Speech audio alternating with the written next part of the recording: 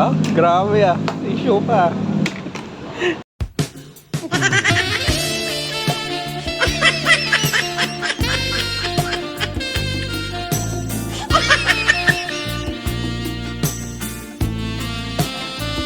Yo, what's up mga ka-deliver? Dahil nandito kami sa San Gabriel, Santa Maria, Bulacan, dito sa may Valencianahan. Kaya tara, samahan nyo ako. Pasok tayo sa loob. O-order tayo mga ka-deliver. At ayun na nga mga ka-deliver, nakadungaw na ako sa bintana para manligaw. Paano order?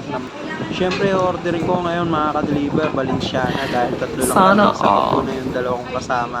Kaya order na ako mga ka-deliver ng Valenciana.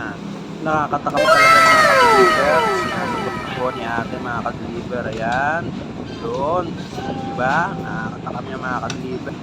Tatlong extra rice ha. Siyempre hindi mawawala yung extra rice kasi talagang mapapakain ka rito mga ka-deliver kasi masarap talaga yung Valenciana rito. Kita-kita nyo mga ka-deliver, yung tsura pa lang. Ayan ang mga ka-deliver, nakakatakam talaga, diba mga ka-deliver. At ayun na nga si Tanggol mga ka-deliver, kumuha ng kutsara, sarili lang. Talaga ito si Tanggol makasarili. Kuha pa talaga magsalita ni Tanggol, di man lang kami kinuha ng kutsara, samantalang siya, pinagservisan namin. Siyempre may maninig sa kuya mga ka-deliver. Ayan na nga mga ka-deliver dahil babayad na ako. Maghintay ka, magdadasal pa tayo. Wow!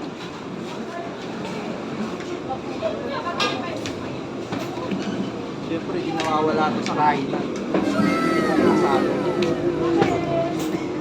At ayun na nga mga ka-deliver dahil nakapagbayad na ako. Tara, kain na tayo mga ka-deliver.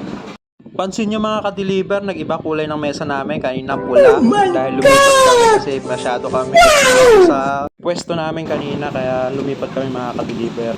Ang sarap talaga kumain dito mga ka-deliver, lalo na pagka libre. Kaya itong dalawang kasama ko na to mga ka-deliver, busog talaga to kasi may extra rice yan. Siyempre may pampagana tayo. Meet na nga mga ka-deliver dahil tapos namin kumain dito. Yan. Yung isa, mabagal pa kumain. Busog. Sana all.